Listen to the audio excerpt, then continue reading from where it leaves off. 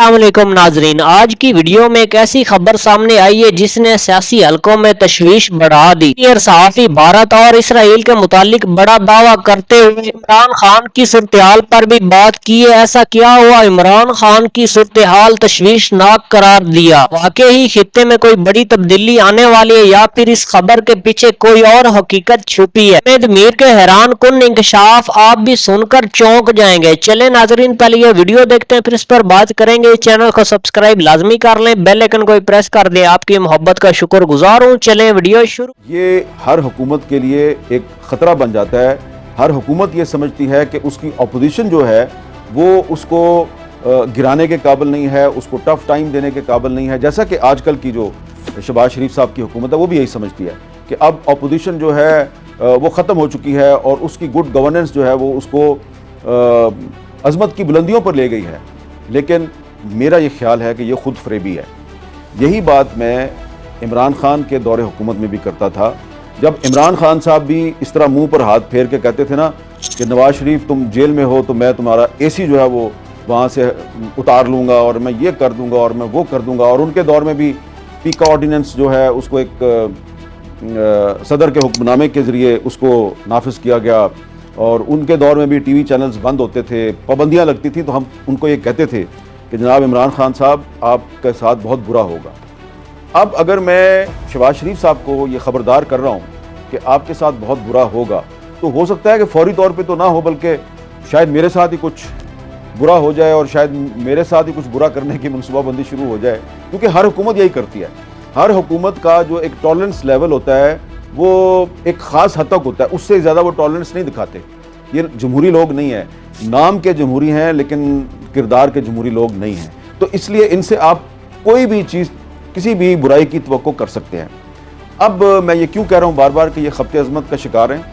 मैं इसलिए कह रहा हूँ कि मुझे फ़िलहाल इस हुकूमत को इसकी अपोजिशन की तरफ से कोई ख़तरा नज़र नहीं आ रहा। मुझे नहीं लग रहा कि जी तहरीक इंसाफ जो है उसने आने वाले दिनों में को बहुत बड़ी तहरीक चला देनी है।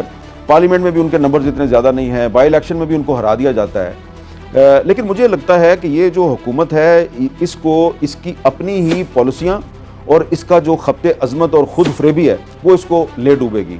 अब इसकी वजह क्या है कि जब इस हुकूमत के वज़रा साहबान जो हैं वो बढ़ के मारते हैं और वज़ीर आला पंजाब ये कहती हैं कि ये जो ज़िमनी इलेक्शन था, कौमी असम्बली की 6 और सूबाई असम्बली की 7 नशस्तों पर ये एक रेफरेंडम है, तो हर आदमी ये सोचता है कि ये इस वक्त जो इलेक्शन कमीशन ऑफ पाकिस्तान है कि जिस किस्म के इलेक्शन करवा रहा है, इनको आप इलेक्शन कह सकते हैं?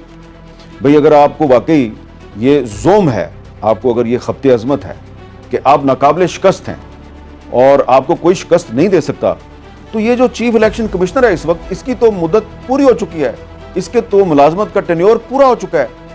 इसको तब्दील करना है, आप इसको तब्दील नहीं कर रहे और इसी को आप इस्तेमाल कर रहे हैं। यही चीफ इलेक्शन कमिश्नर जो है वो बाई इलेक्शन करवाता है और आपकी कोशिश है कि किसी तरीके से इसको इतनी एक्सटेंशन मिल जाए कि अगला इलेक्शन भी यही करवाए। और ये जो चीफ इलेक्शन कमिश्नर साहब हैं ये चाहते हैं कि इनको इस ओहदे पर बरकरार रखने के लिए को आइन में ऐसी तरमीम कर दी जाए कि ये मज़ीद 5 साल के लिए अपने इस ओहदे पर काम करते रहें। तो अगर वाकई पाकिस्तान में जो हुकूमत है वो एक सियासी जमात और कुछ सियासी लोग चला रहे हैं, तो उनको चाहिए कि अपना टेस्ट करें। अगर उनको वाकई ये ज़ोम है कि उनकी पॉलिसियाँ जो हैं वो उनसे आवाम को बहुत फ़ायदा हो रहा है और वो आवाम में बड़े मकबूल हैं, तो फिर इस चीफ इलेक्शन कमिश्नर पर, जो पहले अपनी सरकारी मुलाजमत से रिटायर हो गया, फिर आपने उसको चीफ इलेक्शन कमिश्नर बनाया और जब चीफ इलेक्शन कमिश्नर बनाया तो इमरान खान साहब वज़ीर आज़म थे और उन्होंने भी ढूंढ कर ये हीरा जो है इसको चीफ इलेक्शन कमिश्नर बनाया। किसी ईमानदार आदमी से 2 या 3 हलकों पे या 10 या 12 हलकों पे बाई इलेक्शन करवाएंगे और फिर अगर आप दावा करें कि वाकई कि जनाब आप जीत गए हैं, तो हम यकीन करेंगे कि वाकई आप सही जीते हैं। लेकिन अगर ये चीफ इलेक्शन कमिश्नर और ये इलेक्शन कमीशन ऑफ पाकिस्तान जो है इसके ज़रिए आप बाई इलेक्शन करवाएंगे, तो मुझे छोड़ें, आप मुझे छोड़ें। कोई भी आम पाकिस्तानी जो है वो आपकी फ़तह के जो शादियाने हैं उनको फ़तह के शादियाने नहीं समझेगा। बस वो यही समझेगा कि आपके पास इस वक्त ताकत है, आपके पास ताकतवर अदारों की सपोर्ट है, आप उस सपोर्ट को इस्तेमाल कर रहे हैं और इलेक्शन कमीशन ऑफ पाकिस्तान से बाई हुक एंड क्रुक आप अपनी जो ताकत है उसका अंदाज़ इस्तेमाल करके आप नताइज हासिल कर रहे हैं। अच्छा चलिए, ये तो एक बात होगी, यानी कि इससे मैंने ये साबित किया कि एक मुतनाज़ा इलेक्शन कमीशन ऑफ पाकिस्तान के ज़रिए एक मुतनाज़ा बाई इलेक्शन में एक मुतनाज़ा फ़तह हासिल करके अगर आप ये कह रहे हैं कि आपकी गवर्नेंस जो है उसको बड़ी पजीराई दी है अवाम ने और आपकी पॉलिसियाँ जो हैं उसकी वजह से आप ये इलेक्शन जीते हैं, तो मैंने ये आपको बताना था कि ये आपका ख़ब्त अज़मत है, ये आपकी खुद फरेबी है। इसके अलावा भी आप कुछ ऐसे काम कर रहे हैं जो कि बज़ाहिर आप अपनी ताकत का मुजाहरा कर रहे हैं, आप अपोजिशन को सप्रेस करने की कोशिश कर रहे हैं, उसको दबाने की कोशिश कर रहे हैं, लेकिन दरअसल वो आप अपने पाँव पे कुल्हाड़ी मार रहे हैं। और ये आपको उस वक्त पता चलेगा जब आप हुकूमत में नहीं होंगे, क्योंकि हमेशा तो आपने हुकूमत में नहीं रहना, और जब आप हुकूमत में नहीं रहेंगे तो फिर आपके साथ वही होगा जो कि आजकल आप इमरान खान के साथ कर रहे हैं। और इमरान खान के साथ क्या हो रहा है? इमरान खान के साथ वही हो रहा है जो इमरान खान ने अपने दौरे हुकूमत में अपने सियासी मुखालफिन के साथ किया। तो अब आप अपनी माजी की जो गलतियां हैं उससे सबक नहीं सीख रहे। पहले पीपल्स पार्टी और मुस्लिम लीग नून यही कुछ एक दूसरे के साथ करते थे।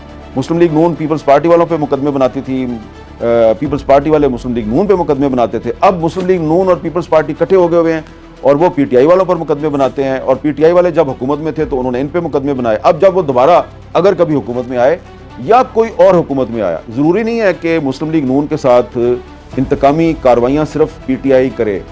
जो कोई भी आइंदा हुकूमत में आएगा तो वो इनके साथ यही करेगा, क्योंकि ये एक तारीखी अमल है, ये एक मुकाफ़ाती अमल है, और मुकाफ़ाती अमल जो है वो आप और हम अपनी ज़िंदगी में कई बार देख चुके हैं। तो ये होना है आपके साथ, और मैं दोबारा कहूँगा कि ये आपके साथ वही होगा जो आजकल आप इमरान खान के साथ कर रहे हैं। क्या कर रहे हैं आप उसके साथ कि आपने उसकी मुलाकातों पर पाबंदी लगा रखी है। अदालत ने कहा जी कि आप उसकी मुलाकातें उसके अहले खाना के साथ करवाएं, उसके लॉयर्स के साथ करवाएं, नहीं होने दे रहे आप मुलाकातें।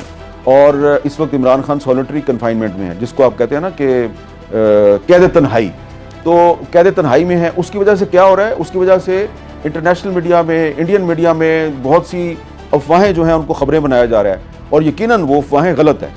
मैं ये समझता हूँ कि वो अफवाहें गलत हैं, लेकिन जब आपको बरतानिया से, अमेरिका से और मुल्कों से लोग फ़ोन करते हैं, मीडिया के अदारे फ़ोन करते हैं, कहते हैं जी ज़रा हमें अपनी राय देना इस मसले पे, तो आपको बड़ी थोड़ी सी शर्म सी आती है बतौर पाकिस्तानी।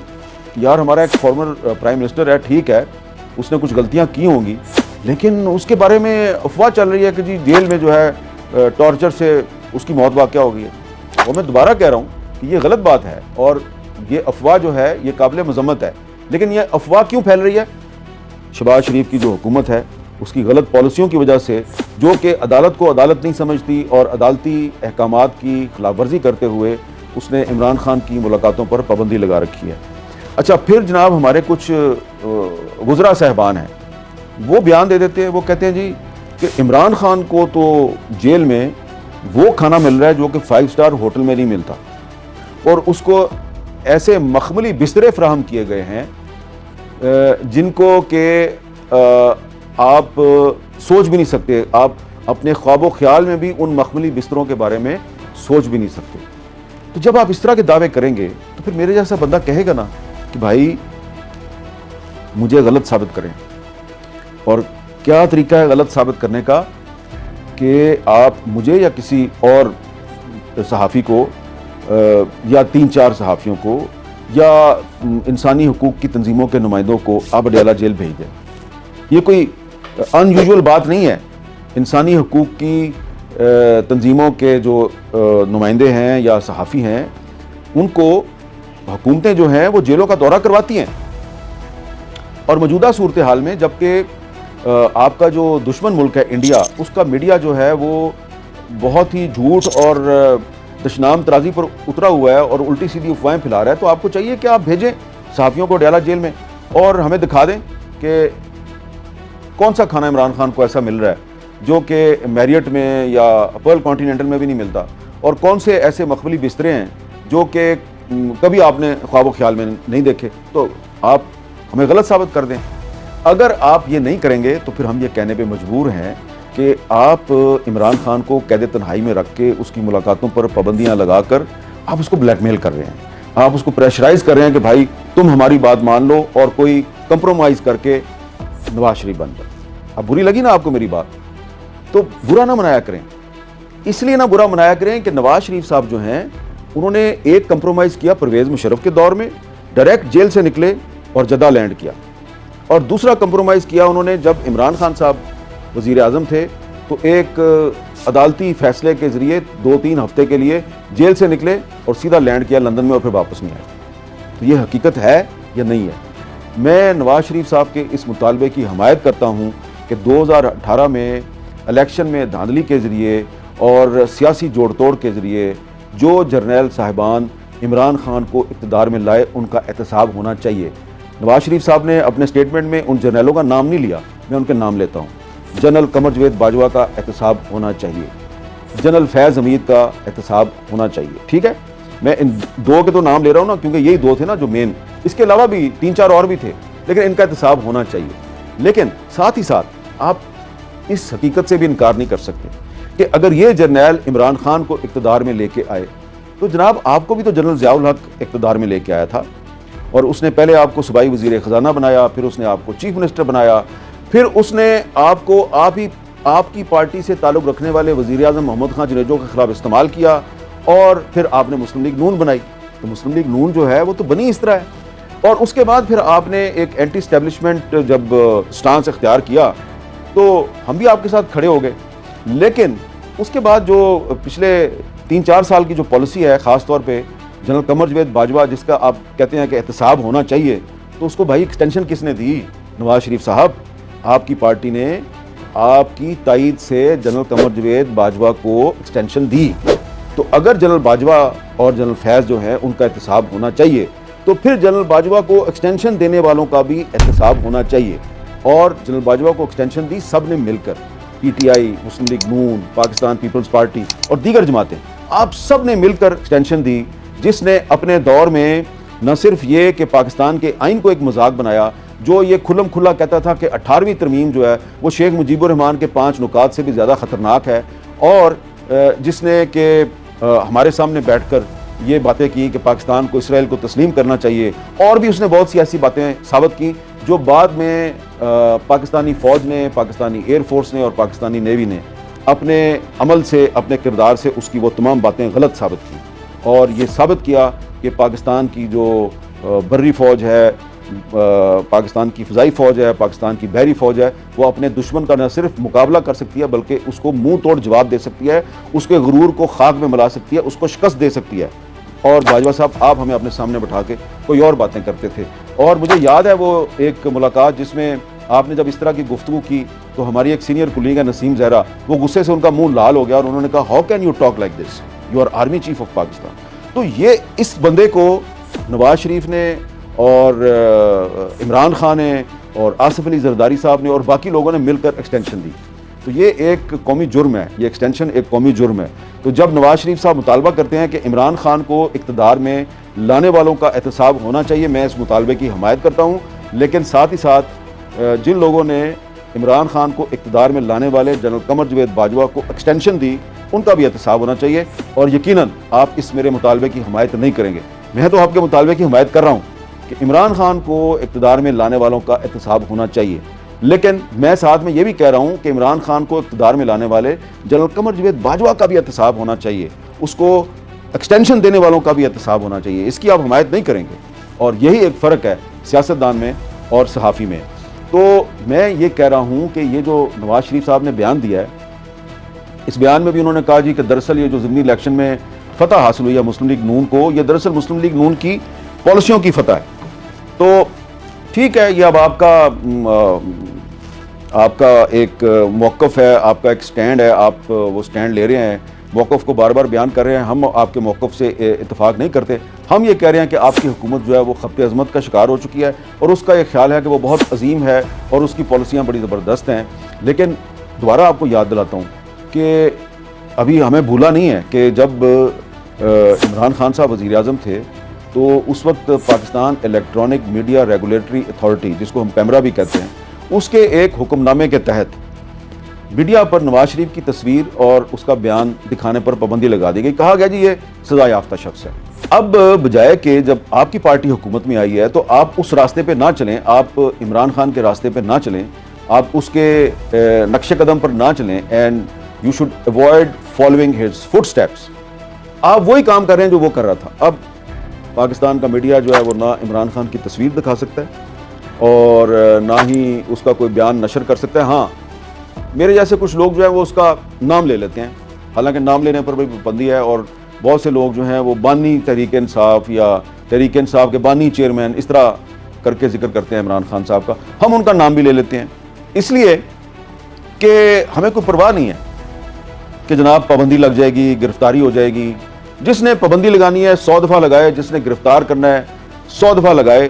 वो कोई और लोग हैं जो पाबंदियों और गिरफ्तारियों से डरते हैं और फिर कंप्रोमाइज़ करके जेल से नहीं बाहर आते बल्कि पाकिस्तान से बाहर निकल जाते हैं। तो ये जो आपकी पॉलिसी है कि आपने इमरान खान की तस्वीर या उसकी वीडियो या उसके बयानात नशर करने पर पाबंदी लगाई हुई है, इससे आपको शायद ये फ़ायदा हो रहा है। आप सोचते हैं कि चलो यार ये इमरान खान की शक्ल जो है टीवी पर नजर नहीं आ रही। इकराम, आपने पाकिस्तान के सीनियर साफी हामिद मीर साहब की गुफ्तगू सुनी। हामिद मीर साहब का कहना था ये इक़्तिदार की सीट ही ऐसी, जब इमरान खान भी बैठा था इमरान खान भी यही कुछ करता था, ये जो कुछ कर रहे हैं। ये कहना था नून लीग वाले अभी कहते हैं हम लोग बहुत ज्यादा काम कर रहे हैं, हमारी मकबूलियत ज्यादा है, अपोजिशन को हमने मिट्टी में मिला दिया है। मीर का ये भी कहना था हमारे मुल्क में सियासी जंग चल रही, जब इमरान खान की हुकूमत थी इमरान खान ने इन लोगों को जेल में डाला, जब इन लोगों की हुकूमत आई पीपल्स पार्टी और नून लीग वालों ने इन लोगों को जेल में डाला। ये सियासी इंतकाम की जंग कब खत्म होगी ये नजर तो नहीं आ रही। एक और बात, 8 फरवरी पाकिस्तान का स्याह दिन था। भला मैं क्यों कह रहा हूँ, क्योंकि लोगों ने वोट इमरान खान को दिया और फॉर्म 47 की बुनियाद पे इन दोनों पार्टियों ने हुकूमत मिलकर बनाई थी। आपको पता अभी आजाद कश्मीर के इलेक्शन और अभी ये लोग एक दूसरे के दुश्मन बने, एक दूसरे पर कैसे कैसे करप्शन के इल्जामात लगा रहे हैं। लेकिन ये लोग मफाद परस्त लोग हैं, जिधर इनका मफाद होता उधर नजर आता। आपको पता अभी इलेक्शन के दिन हो रहे हैं, बस वोट लेने के लिए, इलेक्शन जीतने के लिए, इसीलिए एक दूसरे के ऊपर इल्जामात लगा रहे हैं। जब इलेक्शन खत्म हो गए, आप मेरी बात लिख लो, फिर ये सब लोग एक साथ नजर आएंगे, ऐसे होंगे जैसे ये कभी इनके दरमियान कशीदगी थी ही नहीं। सोशल मीडिया पे खबरें गर्दिश कर रही, इमरान खान की एक बार फिर हालत तशवीशनाक, उसे हॉस्पिटल मुंतकिल किया गया है। मेरे पास तो इस मुतालिक कोई मालूमात नहीं है, जब कोई हुकूमत की तरफ से कोई ऐसी अनाउंसमेंट की जाएगी, बताया जाएगा, फिर पता चलेगा। कोई शक नहीं है पाकिस्तान का जो मकबूल तरीन लीडर है वो इमरान खान है, जिसकी सबसे ज्यादा फैन फॉलोइंग है। आप लोग देख ले सियासी इंतकाम में इमरान खान के साथ कितना जुल्म कर रहे हैं, हालांकि नहीं होना चाहिए, किसी लीडर के साथ भी ऐसा नहीं होना चाहिए। इकराम, आप क्या समझते हैं? अपनी कीमती राय का इज़हार कमेंट में लाजमी करें। अगर वीडियो पसंद आए वीडियो को लाइक कर दें, चैनल को सब्सक्राइब कर लें, बेल आइकन को प्रेस कर दें ताकि इस तरह की मजीद वीडियो आप तक बआसानी पहुंच सके। आपकी मोहब्बत का शुक्र गुजार हूँ। मिलते हैं न्यू वीडियो में, तब तक हमें दीजिए इजाजत। अल्लाह हाफिज। पाकिस्तान हमेशा जिंदाबाद।